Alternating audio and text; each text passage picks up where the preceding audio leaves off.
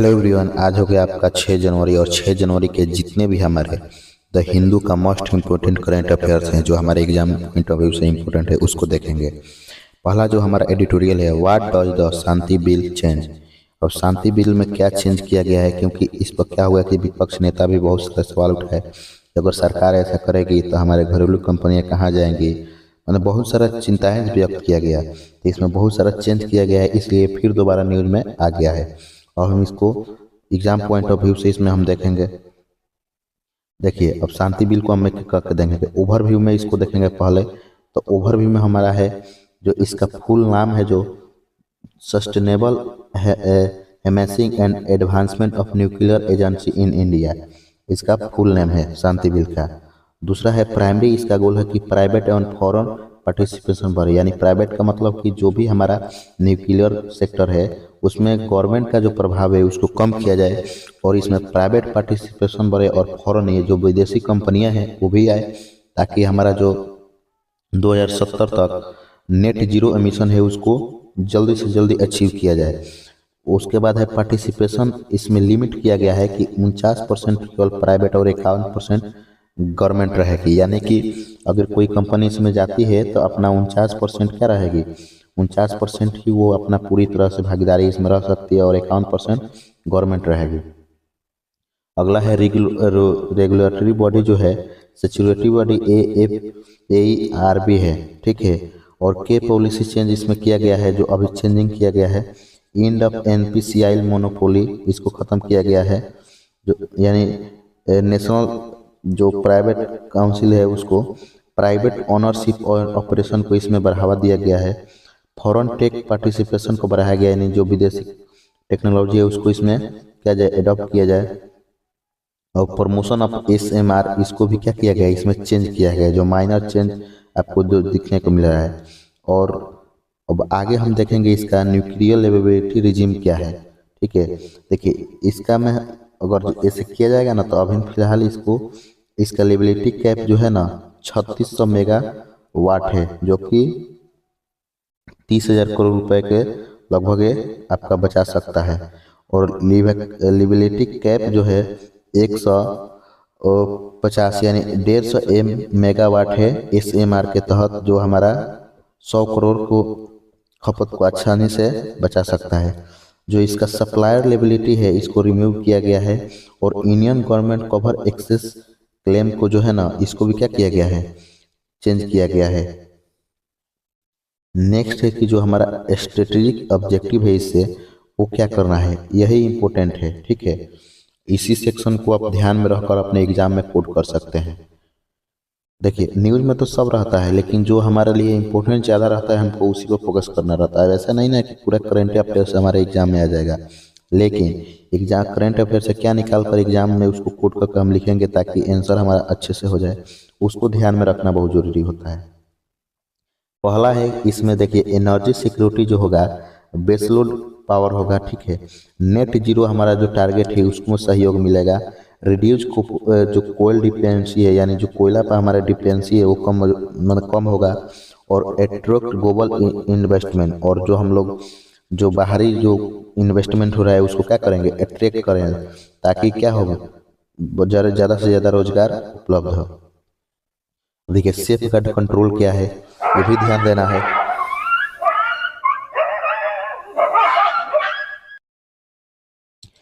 क्योंकि no full foreign ownership, इसमें safe guard यही रखा गया है कि पूरी तरह से फॉरेन ओनरशिप किसी को नहीं दिया जाएगा। Government control of fuel reprocessing, यानी गवर्नमेंट का कंट्रोल क्या रहेगा, फ्यूल रिप्रोसेसिंग पर गवर्नमेंट का कंट्रोल रहेगा। रेडियो एक्टिव वेस्ट मैनेजमेंट किया जाएगा बढ़िया तरीका से। मैंडेटरी AERB ऑथोराइजेशन, यानी AERB का जो है इसमें ऑथोराइजेशन जरूरी है। अब यहाँ पे जो हमारा सबसे मैंडेटरी चीज़ है ना, रेडियो एक्टिव वेस्ट मैनेजमेंट, इस पर ध्यान अभी कितना किया जाएगा ये भी ध्यान रखना है, क्योंकि इंदौर में आप लोग देखे ही कि कितना ध्यान रखा गया था, जो कि क्लीनेस्ट सिटी में टॉप करता था, वहाँ पे लोगों ने जान गंवा दी है। अब हम देखेंगे यहाँ पे क्रिटिकल कंसर्न क्या है, यानी चिंताएं क्या है हमारे लिए, ठीक है। ये है डिविल्यूशन ऑफ पोल्यूटर पे प्रिंसिपल, ठीक है। यानी कि जो पोल्यूशन होगा उसको अगर मानिए कि माइनर जो पे होगा उसको कैसे डाइल्यूट किया जाए। लो लेबिलिटी कैप्स वर्सेस डिजास्टर, और जिस ये भी देखना है कि जो लो लेबिलिटी कैप्स है और डिजास्टर है उसको कैसे मैनेज किया जाए।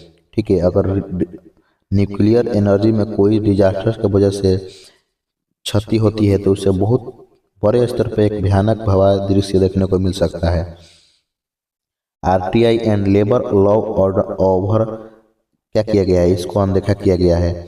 लेक ऑफ पब्लिक हियरिंग, यानी इसमें क्या किया गया, पब्लिक का जो चिंताएं है उसको ध्यान में नहीं रखा गया है कि पब्लिक को इससे क्या समस्याएं आ सकती है। और concentration of power in AERB, और पावर को कंसंट्रेट दिख रहा है ARB का, तो ये क्या है, चिंताएं हैं। ठीक है, अब करेंट जो सिचुएशन है न्यूक्लियर का वो क्या है, अभी है 25 रिएक्टर इन 7 प्लांट, 7 गो प्लांट है और 25 रिएक्टर्स हैं। इंडिजिनियस PHWR मास्टरी जो है इसमें टॉप पर है, और 3 स्टेज में थोरियम प्रोग्राम किया जाता है। ठीक है, और ऑपरेशनल फास्ट ब्रीडर रिएक्टर को भी देखा गया है। तो ये करेंट सिचुएशन है। तो आप इसमें देखिए कि कौन हमारे एग्जाम के लिए इम्पोर्टेंट है और वो उसको ध्यान में रखना है। जो इम्पोर्टेंट है हमारा है यहाँ पे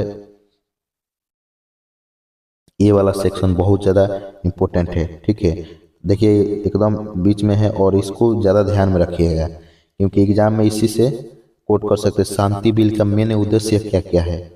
ठीक है, तो अगला जो हमारा है वो है what remote sensing reveal about plant forest and mineral from space. देखिए रिमोट सेंसिंग क्या है, जो प्लांट फॉरेस्ट एंड मिनरल को स्पेस से ध्यान में रखा जा सकता है, निगरानी किया जा सकता है। अब एक एक करके हम देखेंगे। Remote sensing for earth reduce resource management क्या है, अब ध्यान दीजिए। ये है फंडामेंटल जो चीज़ें हैं, इसमें है definition non contact data collection. Non contact data collection है वो है के आइडिया है, ऑब्जर्व है, डिटेक्ट है, एनालाइज है। ये सब क्या है इसमें ध्यान में रखने को मिला है। स्पेक्ट्रल सिग्नेचर है, जो हमारा यूनिक ऑब्जेक्ट फिंगरप्रिंट है, ये भी इसमें है। और इलेक्ट्रोमैग्नेटिक स्पेक्ट्रम है ना, वो क्या है, विजुअल है, IR है, माइक्रोवेव है। ये सब क्या है हमारा मूल चीजें हैं। अब देखिएगा वेजिटेरियन एनालिसिस के लिए क्या रखा गया है कि NDVI वेजिटेरियन इंडेक्स को देखा जाता है। Healthy plant high NR reflection को ध्यान में रखा जाता है। स्ट्रेस्ड प्लांट है जो लो NDVI वैल्यू को रिप्रेजेंट करते हैं। और एप्लीकेशन क्या है, एप्लीकेशन इसका है कि crops health, biomass, carbon stock को ध्यान में क्या है रखना है। और वाटर रिसोर्स मैपिंग कैसे होता है, वाटर रिसोर्स मैपिंग को भी ध्यान में रखना है। देखिए ये दो तरीका से होता है, ऑप्टिकल सेंसिंग से और सिंथेटिक एपर्चर रडार से। ठीक है, ACR से। ऑप्टिकल सेंसिंग से होता है NDVI और MDVI इंडिकेट से होता है, और NR और SR ऑब्जर्वर से होता है। ये सब क्या है, बॉडी है अपना जो ऑब्जर्व करके बताती है।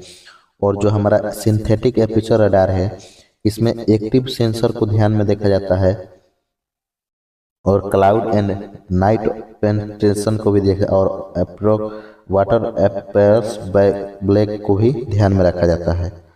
अगला है हमारा जो इसमें है सरफेस एंड मिनरल रिसोर्स को कैसे ध्यान में रखा जाता है, तो इसमें रखा जाता है हाइपर सेक्सुअल सेंसिंग। ठीक है, इसमें ये ध्यान में रखा जाएगा। और ऑयल गैस, इसमें दो चीज़ों को देखा जाएगा। इसमें हाइपर सेंसुअल सेंसिंग को देखा जाएगा नैरो बैंड लाइट स्प्लिटिंग के जरिए, और मिनरल एंड स्पेसिफिक आइडेंटिफिकेशन किया जाएगा। और ऑयल गैस को स्ट्रक्चरल डिटेक्शन यानी एंटी साइलेंस के रूप में देखा जाएगा। और माइक्रो सीपेज इंडिकेटर है, उसके ध्यान में रखकर इसका निगरानी किया जाएगा। और सेडिमेंट्री बेसिन मैपिंग के जरिए क्या किया जाता है, इन सबको ध्यान में रखा जाता है। अब देखेंगे हम जियोपॉलिटिक्स मेथड क्या है, यानी जियोफिजिकल मेथड, यानी ग्रेस मिशन है और मैग्नेटिक स्टडीज है, दो है। तो ग्रेस मिशन में हमारा जो पहला होगा ग्रेविटी वेरिएशन म्यूजमेंट होगा पहला। दूसरा हैगा ग्राउंड वाटर स्टोरेज एस्टिमेशन और डिलेटिंग मॉनिटरिंग इन नॉर्थ इंडिया, ये सब क्या होगा ग्रेस मिशन में आएगा। और मैग्नेटिक स्टडीज किया जाता है जियो फिजिकल मेथड में। ठीक है, ध्यान में रखना ग्रेस मिशन और मैग्नेटिक स्टडी किस में आता है, जियो फिजिकल मेथड में। अगला है एप्लीकेशन फॉर इंडिया, यानी एप्लीकेशन के लिए कैसे में काम में आएगा, तो डिजास्टर मैनेजमेंट में, वाटर सिक्योरिटी में, सस्टेनेबल रिसोर्स मैनेजमेंट में, क्लाइमेट चेंज मैनेजमेंट में, सब इंडिया के लिए काम में आएगा। तो रिमोट सेंसिंग का इंडिया में इसका प्रभाव सबसे अच्छा ये देखने को मिलेगा कि हम disaster management, water security, sustainable resource management, climate change सभी को ध्यान में रख सकते हैं। तो ये रहा हमारा दूसरा जो आर्टिकल था। अब आगे है a terrorist act is not just final but culmination of conspiratorial activity supreme court. यानी सुप्रीम कोर्ट ने बोला है कि देखिए कोई ऐसा टेररिस्ट एक्ट कर देता है तो उसको टेररिस्ट नहीं मान लेंगे। अगर टेररिस्ट में लगातार उसके उनसे देखा गया है ना, अगर लगातार उसका काम किया गया है कि टेररिस्ट के जैसा, उसको टेररिस्ट में हम शामिल करके, मानिए कोई गलती से भी किसी को फंसा सकता है, इसलिए यूएपीए चर्चा में आ गया है। वो हम इसको देखेंगे ध्यान में। यूएपीए यानी सुप्रीम कोर्ट ने interpretation of terrorist act UAPA में ध्यान में रखकर बोला है। तब बैकग्राउंड क्या है देखिए, दिल्ली राइट्स 2020 केस को यूएपीए ने 1967 में लाया गया। ठीक है, और जस्टिस अरविंद कुमार का बेंच ने इसको लाया। ठीक है, बैकग्राउंड है आपका। और रीडिफाइनिंग टेररिस्ट एक्ट क्या है ये भी ध्यान में रखिए। बियॉन्ड फाइनल वायलेंस, ठीक है, और चेन ऑफ कॉन्स्पायरस एक्टिविटी, और सेक्शन 15A के तहत बाई एनी अदर मीन्स, और प्रोसेस वर्सेस सिंगुलर एक्ट, ये सब अगर कोई करता है ना तो उसको क्या किया जाता है, रीफाइनिंग टेररिस्ट एक्ट के रूप में शामिल कर लिया जाता है। एक्सपेंड स्कोप क्या है, डिस्टर्बेंस ऑफ एसेंशियल सप्लाई है, इकोनॉमिक इनसिक्योरिटी है।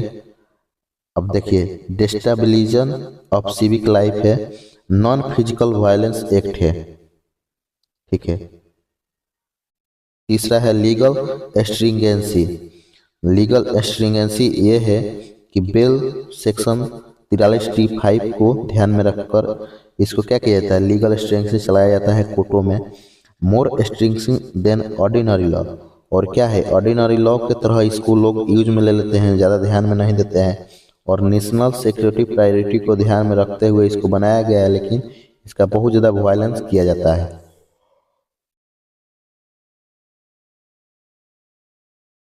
अगला है ऑर्गेनाइज कंस्पिरेसी, यानी पनिशमेंट प्लानिंग किया जाता है, इंटर लैक ऑफ वेपन।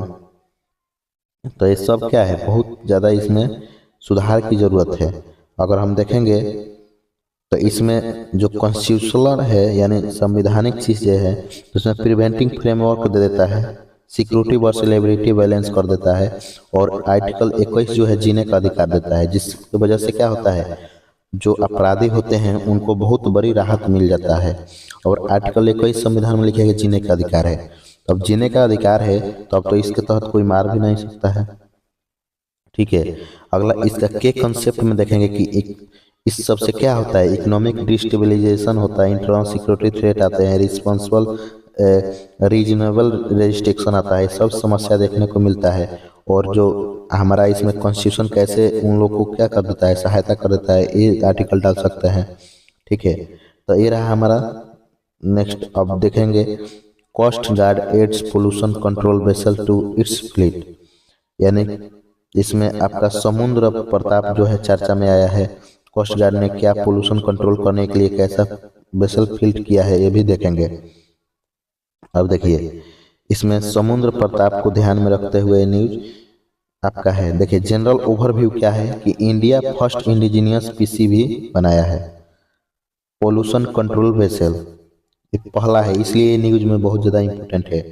एक किया गया है गोवा शिपयार्ड लिमिटेड के द्वारा, और largest Indian coast guard vessel है, और कमीशन इसको गोवा में ही किया गया है। तो ये आपका जनरल ओवरव्यू हो गया। अब टेक्निकल कैपेबिलिटी देखेंगे तो ये 60% इंडिजीनियस इसमें कंटेंट लगा है, और 40% अदर है। पोल्यूशन डिटेक्शन सिस्टम इसमें स्ट्रांग है, और स्पेशलाइज्ड रिस्पांस बोट किया गया है। इसमें फायर फाइटिंग इक्विपमेंट है, हेलीकॉप्टर हैंगर है, ये सभी क्या है इसका टेक्निकल कैपेबिलिटी है। और स्ट्रेटेजिक इम्पोर्टेंट है ना, यही हमको क्या करना है, बहुत इंपॉर्टेंट है। अब देखिए मैरीटाइम पोल्यूशन रिस्पांस को ये ध्यान में रखते हुए बनाया गया। मैरीटाइम सेफ्टी एंड सिक्योरिटी को भी इसमें इंक्लूड किया गया है। सपोर्ट ब्लू इकोनॉमी को, जो हमारा ब्लू इकोनॉमी है उसको ये अच्छा से सपोर्ट करेगा। और एक्सटेंड सर्विलेंस जो है उसको एक्सटेंड करने में मदद करेगा।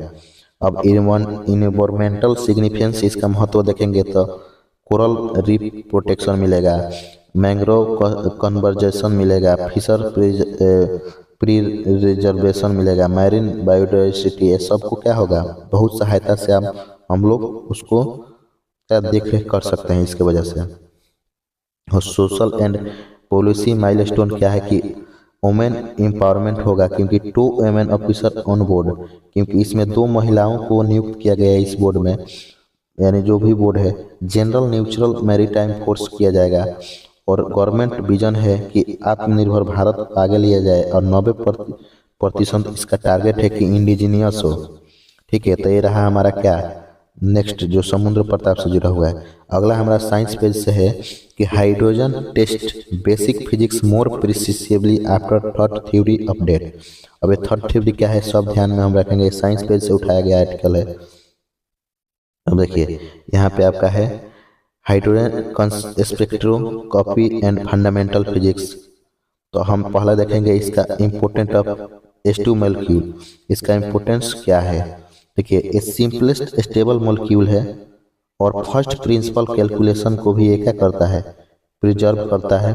बेंचमार्क फॉर फिजिक्स लॉ के लिए बेंचमार्क है ये। और testing QM reliability and QAD के तहत इसको क्या किया गया है, टेस्टिंग किया गया है। अब इस पर स्पेक्ट्रोस्कोपी एंड मेजरमेंट देखेंगे तो क्या है, एनर्जी लेवल गैप मेजरमेंट को कर सकता है आसानी से। Precision of 1 part in 100 billion को भी इसका क्या है, एक पार्ट में 100 बिलियन के एनर्जी के मोलिकुलर कण है।